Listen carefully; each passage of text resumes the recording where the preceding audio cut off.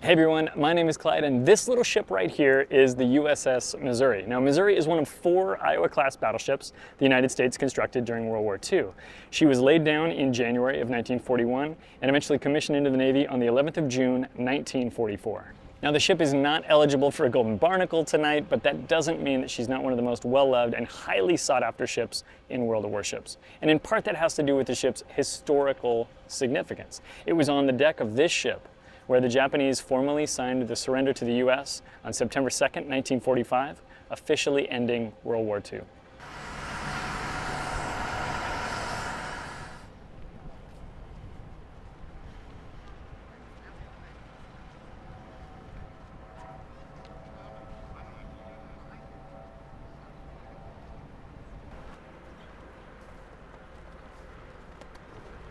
First thing you notice is just the immense scale of the thing. Now, I've been to an Iowa class before. I visited the Iowa itself in Los Angeles, but let me spin around and just show you the size of these secondaries. Those are big flags. Those are not small flags. And of course, just how tall the thing is.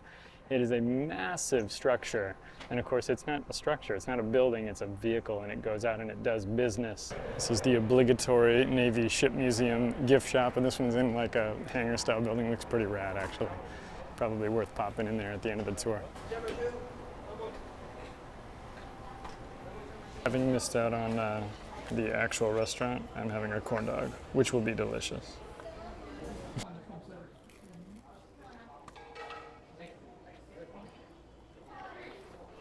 It'll work. So this is kind of a cool opportunity. I'm just coming up here to the front of the ship, and you can't see it yet. I'm going to show you, but there's a massive number 63 painted up here. Of course, we know that number. We know it's Missouri's number, but it's another thing entirely to see it in person. So that's a 406 millimeter shell next to a Coke bottle.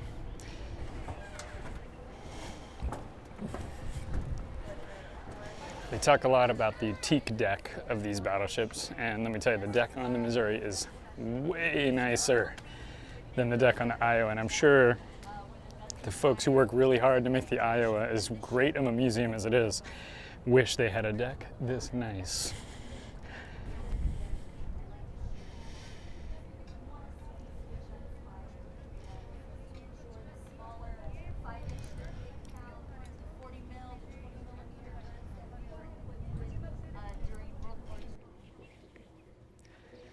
The business end. The business end of Missouri. This is where the business gets done. It's business time. This is where you give them the business. The museum here is doing a killer job of having lots of guided tours around, which is awesome. There's like 3 tour groups around me. I'm trying to avoid that so I can sit here and talk and yammer with you guys. But if I were here not making a video, I would totally sign up for one of these tours. They look awesome. The folks seem really knowledgeable. They're sharing a lot of great details about the ship.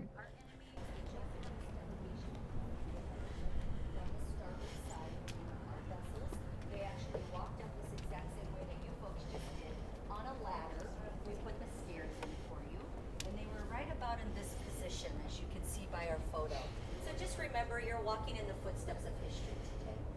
Once the delegation was in place, 3 men came down from the Admiral's quarters that used to be located to my right behind that white canvas before our ship was modernized in the 80s.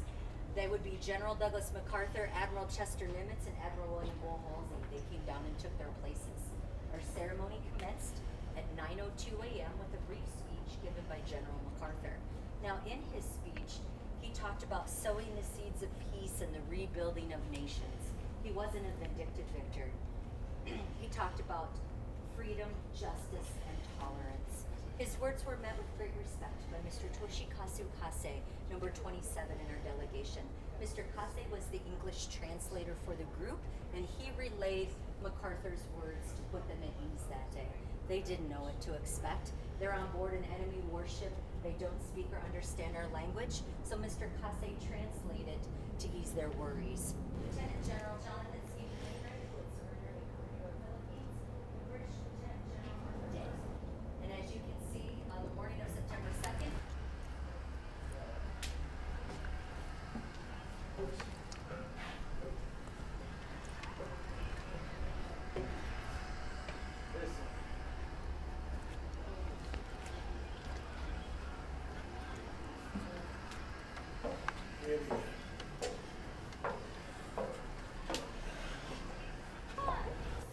Happens to be a submarine being pushed in.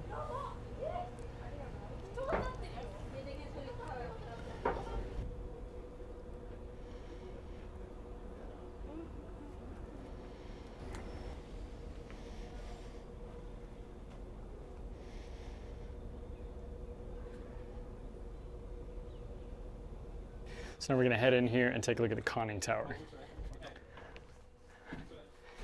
These are probably would have been drawers full of maps. And then they've got this pad up here for putting the maps on and doing the writing with what looks like a very old school lamp as well. Jeez. There's a big sign there that says watch your step.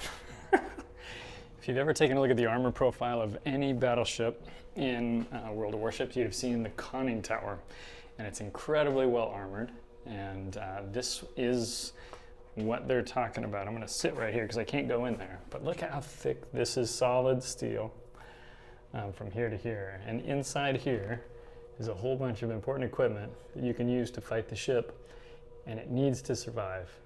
And that is why the conning tower is so well armored. I'm going to see if I can show you those portholes over there. I mean, we'll peer in them from the other side as well. But look this up. Open up the game and switch your to armor view and take a look for the conning tower. Look how thick that armor is. That's what I just showed you there. Here's those viewing portals again. So you can just see, you know, my hands aren't huge, but like how much. And I'm just now able to touch the inside edge. That's like an entire arm's length, basically, for me. This is the hinge for the door, which is this thick. Coke bottle for scale. This is the captain's at-sea cabin. We're not allowed to go in there, but I can stick this camera in a little bit. It's got a helmet over there that says CO on it, which looks decidedly vintage. That's kind of awesome.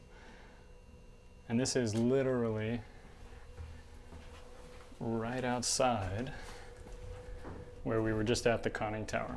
So he's that close to that space. And then this room is not labeled, but we've got plotting and things like that going on. We've got helmets. That yellow box over there is a flashlight. They have those all over tons of Navy ships. They offer an additional tour that costs about $30, which probably takes you through the interior spaces of the ship and is probably much, much cooler. Have I told you I can't get over how good the condition of this wood is? It's incredible.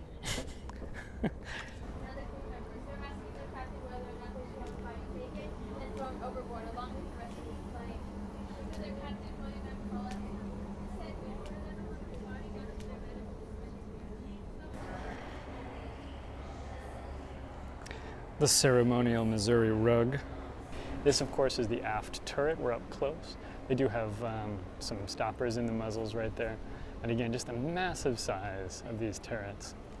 Incredible. Now, when you're on the Iowa at Los Angeles, there's a hot dog stand right here, which is a feature that I really like about the Iowa. You can see the Tomahawk cases up top, those big rectangular gray boxes right there. That's where they would launch Tomahawk missiles as the ship was modernized, because you got to remember these ships didn't stop being used after World War II. We continued to use them up until even into the 90s.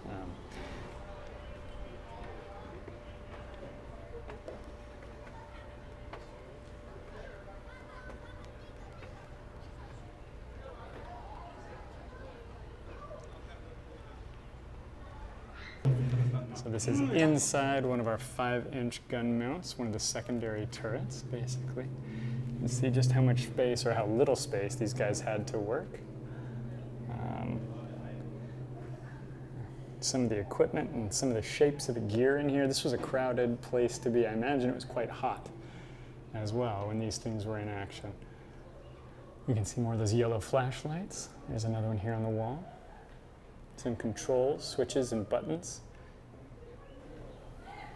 There's a 5-inch shell on the ground over there. So you can see what that actually looks like with some foot pedals there. Must have been controls for something. That's a chair. You can see that is a seat, and in front of that must be some sort of targeting system.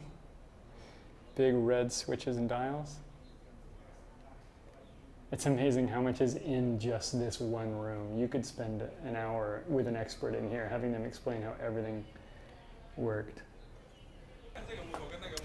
And this poster shows everything that's underneath this 5-inch turret. So we just stuck our head in the very topmost section of this drawing, but down below that you can see more ammunition, and look at just how many things are in this powder magazine over here.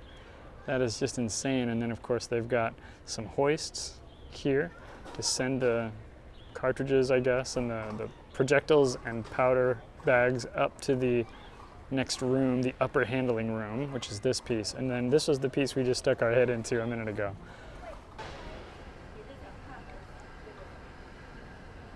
This deck area is a remnant of the original 1940s deck. Oh. Dude, that's so awesome. I just passed a tour guide giving a tour in Japanese. Attention on board the battleship Missouri. All guests are reminded that the ship closes in 1 hour. This is a stop that a lot of people make as they're crossing the Pacific. And so this is a place that gets visitors from all over the world. Plus, of course, the historical significance of the ship and everything. People want to come see it. It's an important piece of world history, not just American history. Okay, that's probably about all the time I have. They're closing the place down and shooing guests out. And I'm guessing the guy with the video camera is high on their list of people they want out of here. So thanks guys for hanging out with me while we checked out the USS Missouri. I hope this was interesting. And of course, if it was, let me know in the comments below. Tell me what you think of the video. Tell me what you think of the ship. And if you have answers to any of the questions I asked, drop those in there too. I think there's a lot of really interesting stuff here, and I'd love to spend a whole day on this ship, doing one of the more detailed tours, that kind of a thing, but I just don't have the time. So thank you everybody, and we'll catch you in our next video, battle, or live stream. Take it easy and take care. Thanks, guys.